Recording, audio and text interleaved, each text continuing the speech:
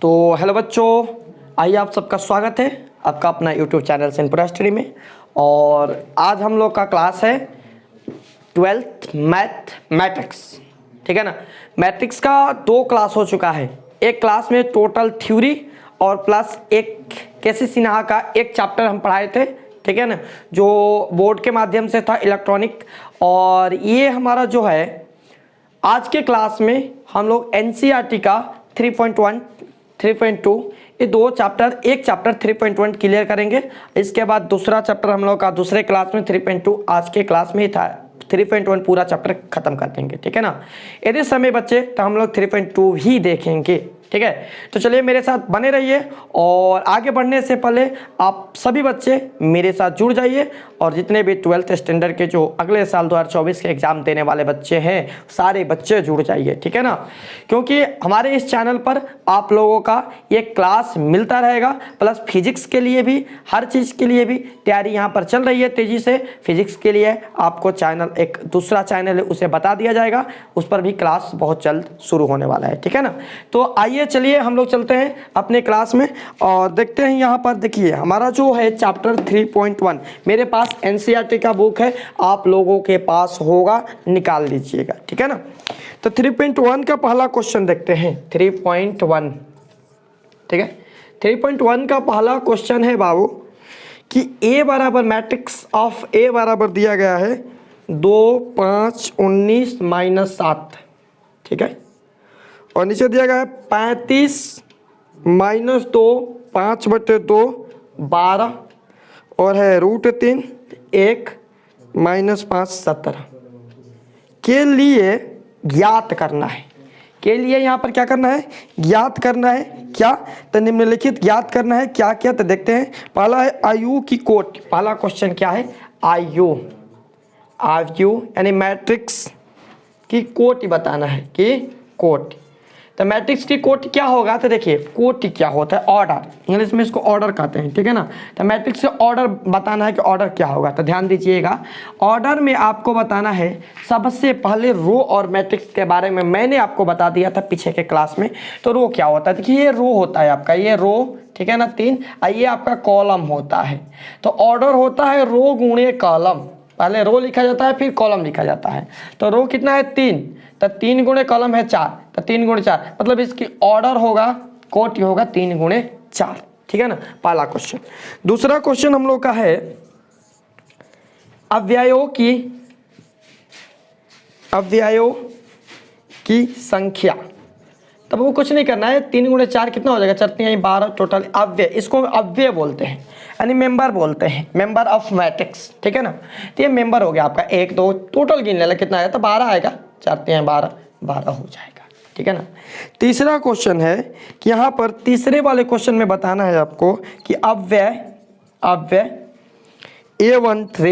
A21 A33 A24 A23 बताना है। मतलब इसका अर्थ यह हुआ ना कि यहाँ पर आपको पहला देखिए A13 के मतलब क्या हुआ? A13 मतलब AIJ बात करें यहाँ पर, तो यहाँ पर बात की जा रही है AIJ की, ठीक है ना।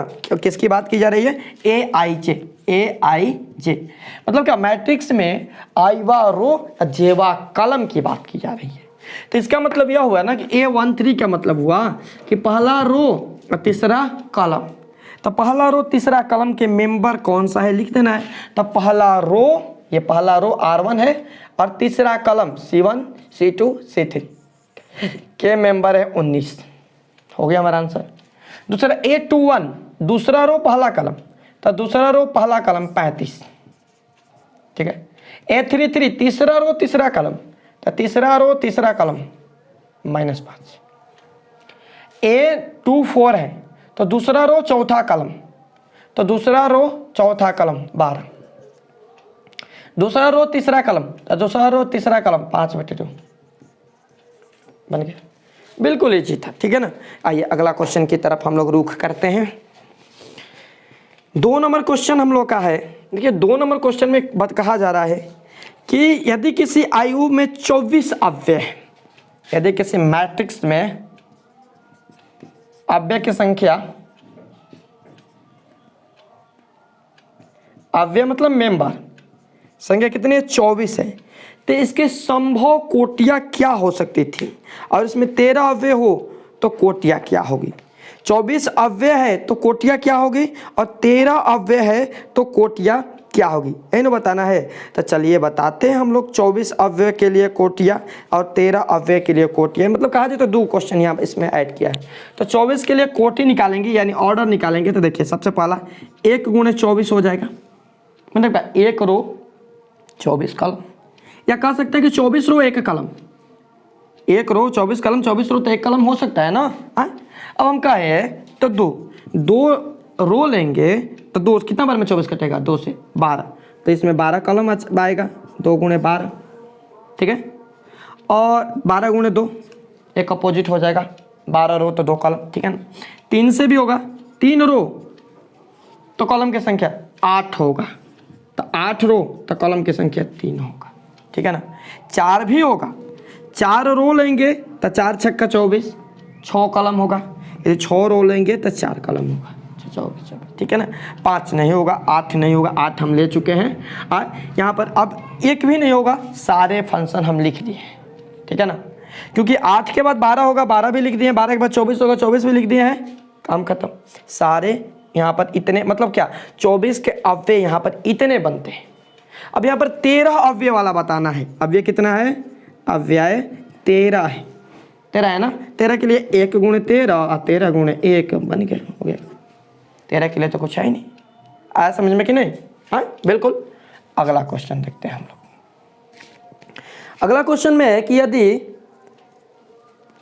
अगला क्वेश्चन हम लोग का कि यदि किसी आयु में 18 अव्यय है कि संभव कोटियाँ क्या होगी, अब 5 अव्यय है तो संभव कोटियाँ क्या होगी। ये बाबू देखिए, इसमें ना दूसरे नंबर क्वेश्चन में आपका अव्यय 18 दिया है, तब मैं कहना चाहता हूँ कि इसे आप लोग बनाइए। 18 फिर 5 है तो 1 गुणे 18, 18 गुणे 1, 2 गुणे 9, 9 गुणे 2, 3 गुणे 6, 6 गुणे 3, ठीक है ना। तो इसे आप लोग खुद करिएगा, नहीं आएगा तो कमेंट नीचे खाली है, ठीक है ना। चलिए तो अभी हम चलते हैं क्वेश्चन नंबर 4 की तरफ, ठीक है ना।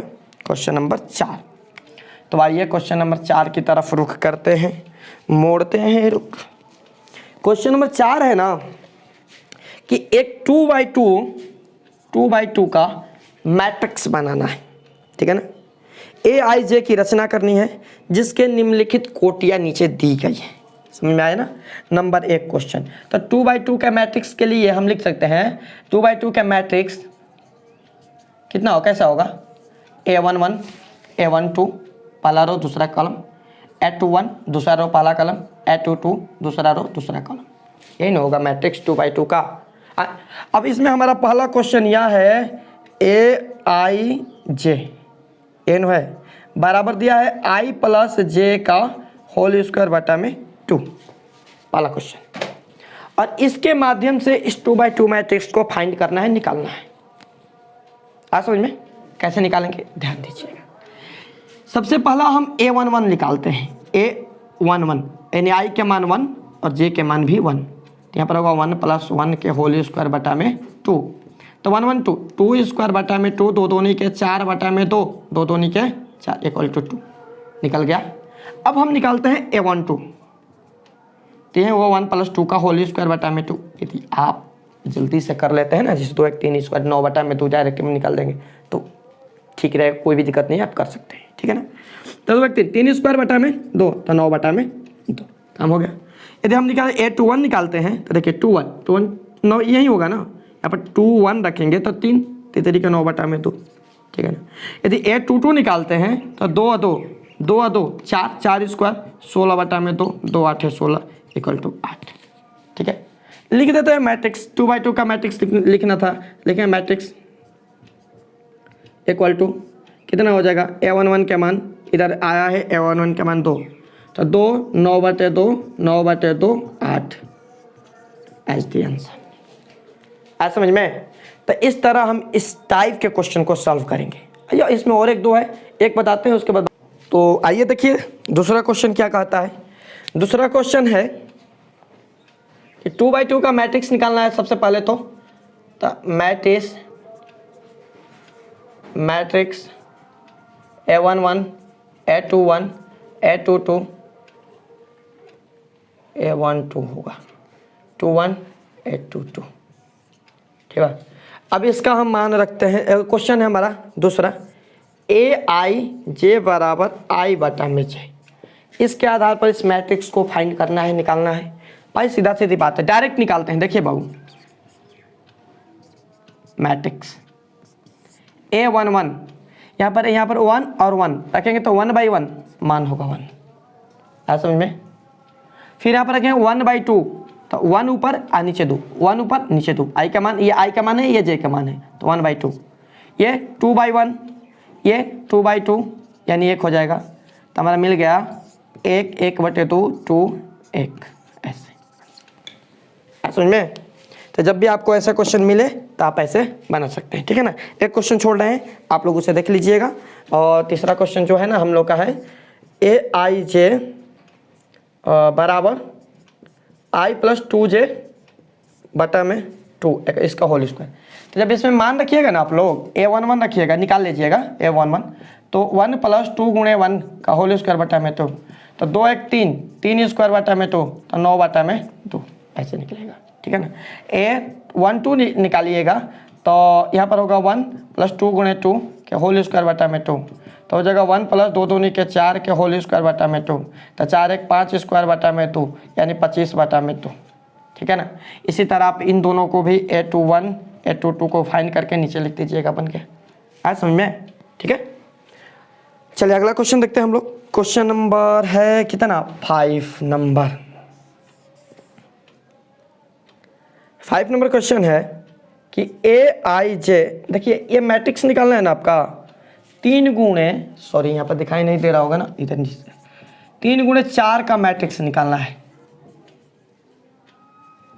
मैट्रिक्स कितने का निकालना है, 3 गुणे 4 का मैट्रिक्स ज्ञात करना है। अब 3 गुणे 4 का मैट्रिक्स निकालेंगे तो AIJ, ठीक है ना, बराबर 1/2 - 3I + J दिया गया है, ठीक है ना। क्वेश्चन है हम लोग का, एक है, एक हम बनाएंगे, एक आपके लिए आसान भारी वाला। ये जो आपको यहाँ पर जो सिंबल ये दिख रहा है नया, ये वाला मैं बना दे रहा हूँ, एक बिल्कुल ईजी है, दूसरा वाला वो आप बना लीजिएगा। देखिए मॉडुलस का चिन्ह है, इसका काम होता है ना कि इसके अंदर कुछ भी चीज़ माइनस में रहे ना वो पॉजिटिव ही देता है, मतलब ये ऑल मान पॉजिटिव देता है, ठीक है ना। अब देखिए सबसे पहले 3 गुणे 4 का मैट्रिक्स फाइंड करना है, तो 3 गुणे 4 का मैट्रिक्स क्या होगा, मैट्रिक्स निकालेंगे ना, तो कहने का मतलब है कि 3 रो 4 कॉलम होना चाहिए, ठीक है ना। तो A11 A12 A13 A14 4 column हो गया ना, 3 रो, A21 A22 A23 A24 A31 A32 A33 A34, ये आपका 3 रो 4 कॉलम, इसी को हम कहते हैं 3 गुणे 4 3/4 का मैट्रिक्स, राइट। अब यहाँ पर सबसे पहला काम A11, यहाँ पर है हमारा AIJ बराबर 1/2 मॉडुलस ऑफ 3I + J, है ना। सबसे पहला काम A11 निकालना है, A11 तो रखेंगे 1/2 - 3 × 1 + 1, तो A12 3 + 1, तो 1/2 और ये हो जाएगा 3 में से 1 जाएगा तो -2, तो ये माइनस प्लस ही नहीं देता है, 1/2 × 2, एच दी वैल्यू 1 हो जाएगा, ठीक है ना। इसका वैल्यू क्या आएगा, इसका वैल्यू आ जाएगा 1, 1/2 × 2 रहेगा, कटेगा तो वैल्यू मिलेगा कितना, 1 मिलेगा, आया। तो पहला वाला क्या निकाल लिया हम, A12 निकालते हैं। अब देखिए इतना कैलकुलेशन हम नहीं करेंगे, देखिए क्वेश्चन में पूरा बोर्ड भर जाएगा, ठीक है ना। यहाँ पर देखिए 1/2 मॉडुलस ऑफ, यहाँ I का मान 1 रखना है और J का मान 2 रखना है, तो यहाँ पर रखेंगे, ध्यान दीजिएगा आप लोग, तो 3 × 3 -3 और +2 -1, ये तो प्लस ही मान देता है ना, तो एच दी 1/2 ही मान हो जाएगा, ठीक है, आया समझ में।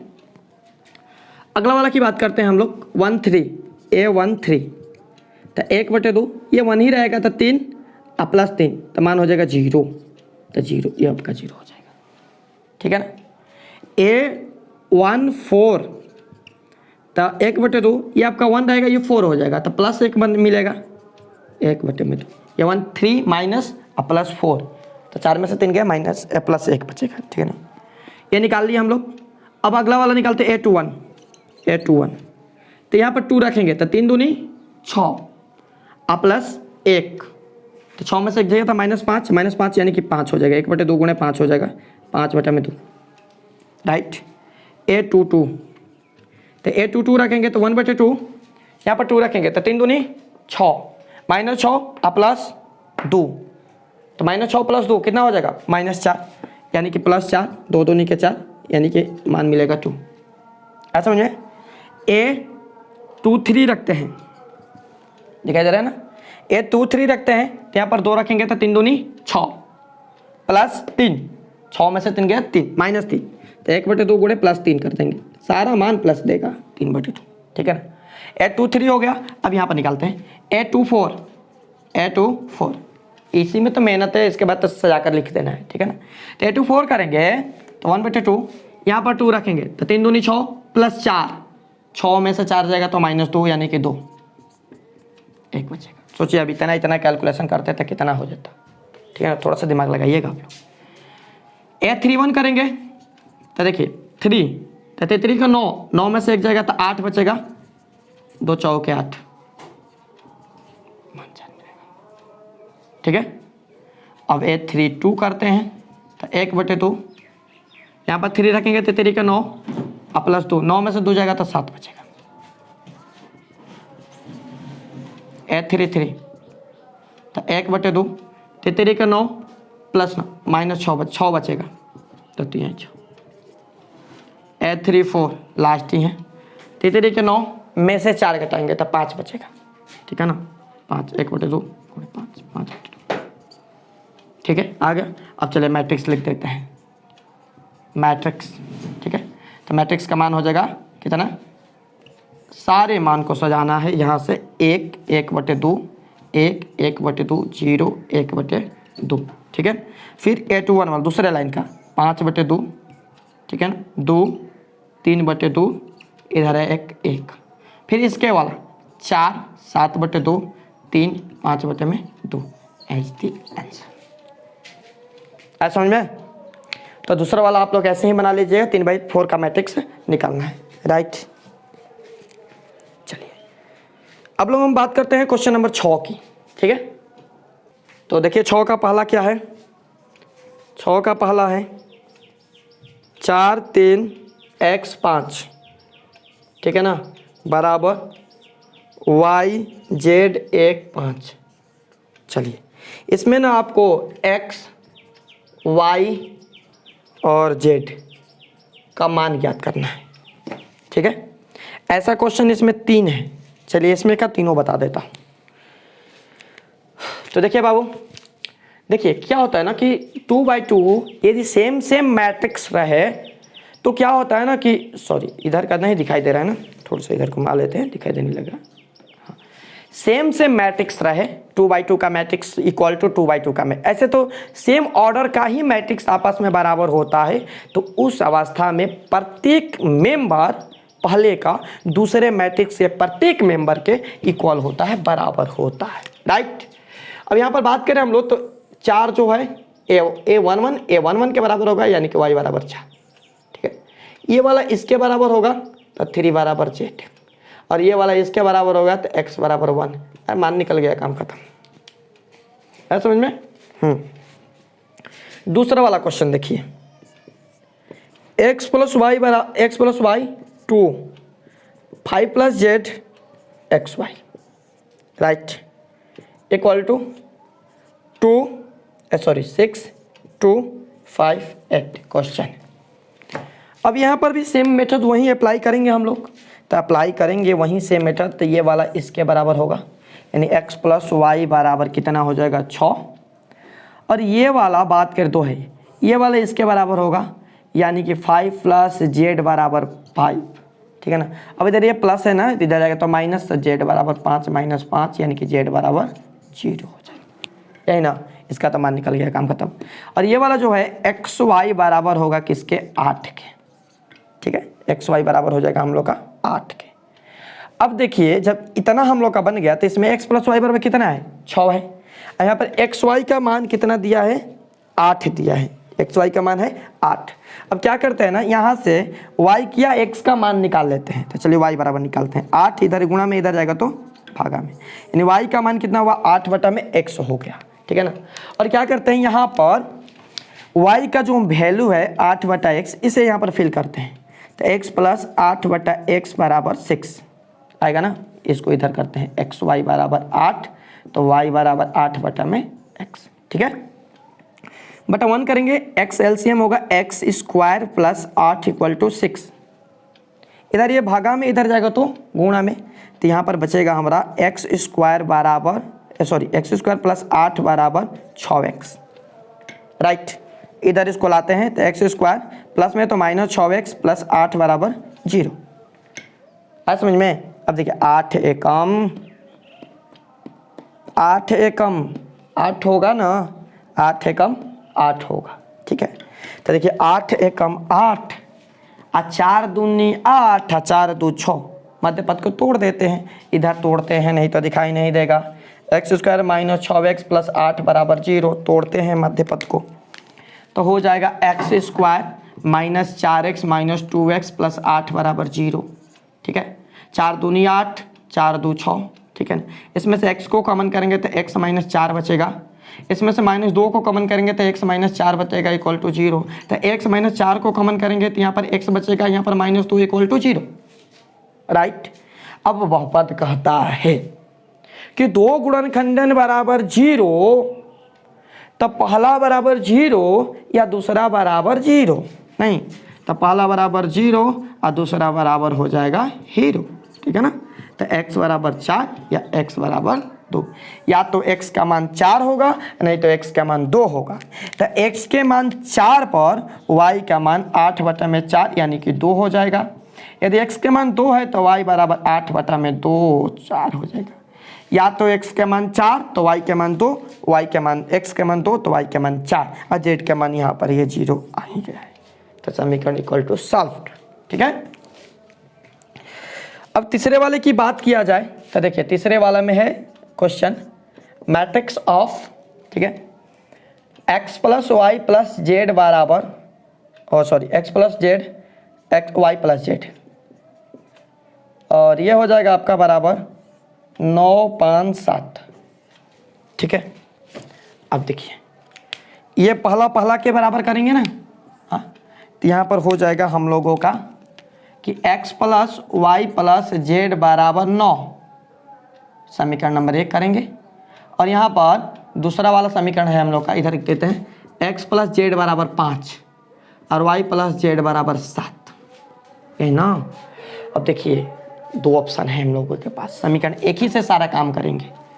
यहाँ पर ना y प्लस जेड को 1 करते हैं तो x plus y plus z का मान H value y plus z का मान 7 है ना, तो x प्लस 7 बराबर 9, राइट।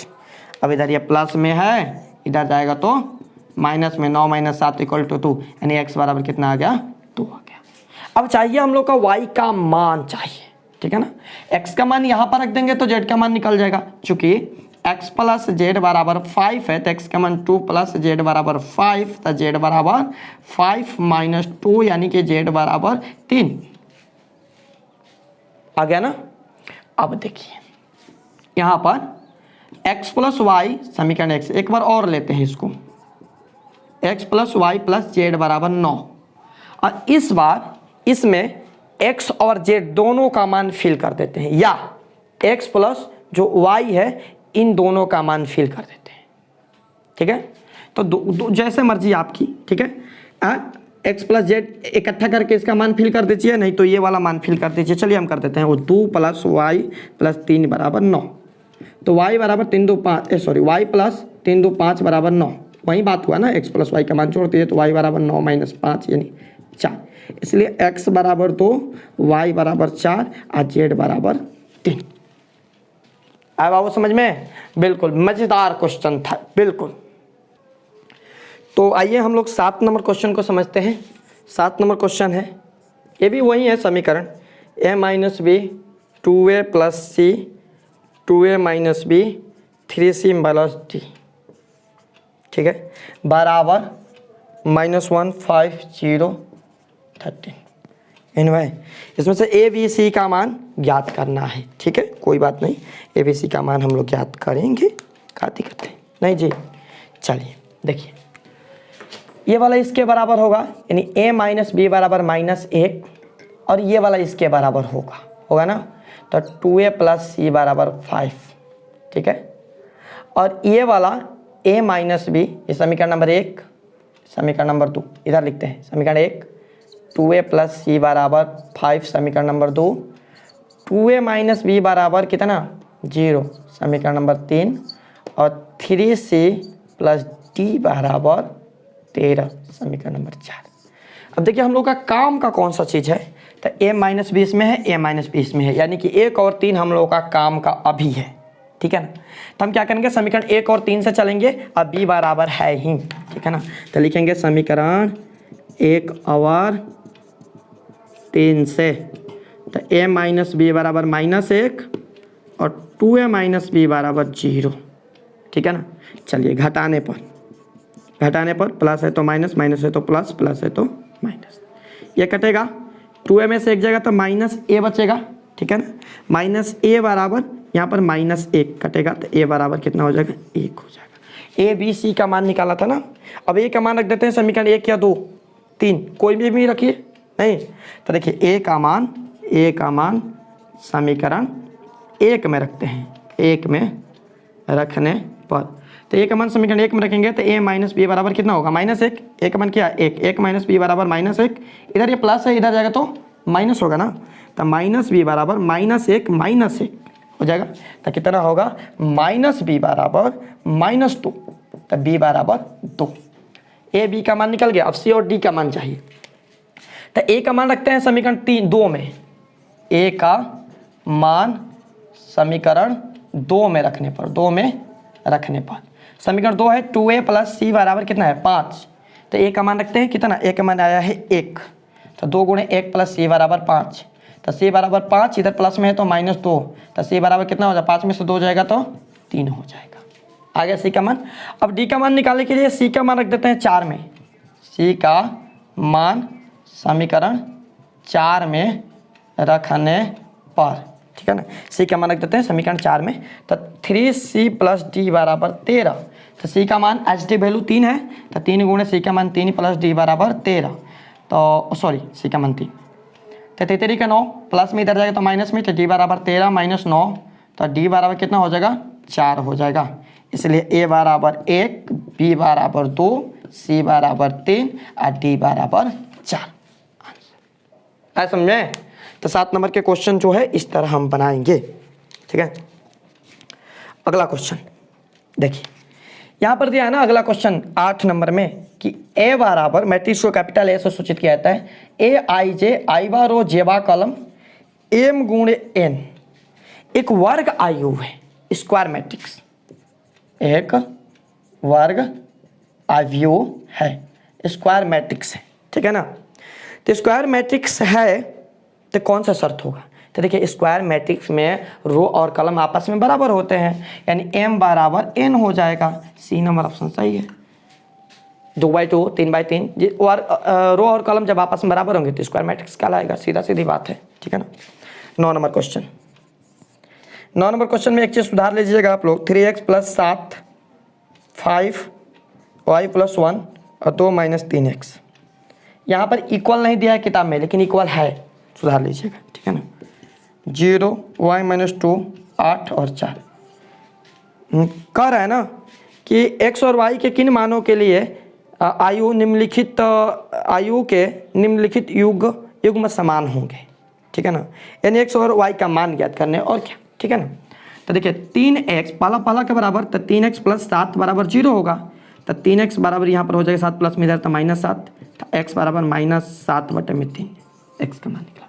y का मान निकाल देते हैं, इससे y का मान निकल जाएगा, तो y + 1 बराबर 8 होगा, तो y बराबर 8 - 1 यानी y बराबर 7 होगा, यानी x का मान इतना और y का मान इतना, ऑप्शन में है तो सही है, नहीं तो नहीं है, तो -7/3 और y का मान 7 नहीं है, किसी में नहीं है, तो इसका आंसर नहीं होगा। और यहाँ पर कॉमा देखिए हम यहाँ पर बराबर करके बनाए हैं। यदि इसमें किताब में आपका यहाँ पर बराबर नहीं किया, कॉमा दिया है, तो इसका इस माध्यम से हो सकता है कि ज्ञात करना संभव ना हो, बी नंबर ऑप्शन हो सकता है। क्योंकि जब बराबर रहेगा तभी ना ज्ञात करेंगे, यहाँ पर बराबर है ही नहीं तो ज्ञात तो नहीं किया जा सकता, यानी कि बी नंबर ऑप्शन जो है सही हो जाएगा कि ज्ञात करना संभव नहीं है। क्योंकि इक्वल रहेगा तभी ना हम बराबर कर सकते हैं, इक्वल नहीं है तो बराबर नहीं कर सकते। ठीक है ना। 10 नंबर क्वेश्चन जो है आप लोगों का ना, तो इसमें दिया गया है कि 3 गुणे 3 कोटि के अवयवों की कुल संख्या कितनी होगी। तो देखिए 3 गुणे 3 कोटि के अवयव हम बनाएंगे, 3 गुणे 3 कभी रो को इधर करेंगे, कभी कलम को इधर करेंगे, तो कुल संख्या इसकी 500। 0 1 इसमें कह रहा है ना कि प्रविष्ट भी है, तो कुल संख्या 512 होगा। ठीक है ना। अब इसे आप याद रखिएगा, कुल संख्या इसका कितना होगा 512, और इसका जो है नेक्स्ट क्लास में हम बताएंगे कैसे 512 होगा, डिटेल्स में चर्चा कर देंगे। ठीक है ना। तो ये हमारा चैप्टर लगभग खत्म हो गया। ठीक है। अगला चैप्टर में हम लोग चलेंगे, तो दूसरा वाला चैप्टर में गुणा हम सिखा दिए आपको। ठीक है ना। बस चैप्टर आप बताना है। ठीक है ना। तो चलिए दूसरा वाला चैप्टर थोड़ा सा लंबा जाएगा, उसमें क्वेश्चन हम लोग क्या है 22 क्वेश्चन है। ठीक है। तो इसके नेक्स्ट क्लास में हम लोग दूसरा वाला चैप्टर को क्लियर करेंगे। ठीक है ना। तब तक आप लोग अच्छे से रिवीजन कर लीजिए, जिसका भी क्लास छोटा है पीछे आप लोग रिवीजन कर लीजिएगा। ठीक है ना। सारे क्लास ऑफलाइन वाले बच्चे भी ज्वाइन करेंगे, बच्चियाँ सभी ज्वाइन करेंगे, क्योंकि ऑफलाइन वाले क्लास में हम लोग थोड़ा आगे निकल चुके हैं, तो जो पीछे से पढ़ा रहे हैं वो भी आप लोग रिवीजन करना पड़ेगा, करते चलिएगा। ठीक है ना। चलिए धन्यवाद, मिलते हैं नेक्स्ट क्लास में। ओके।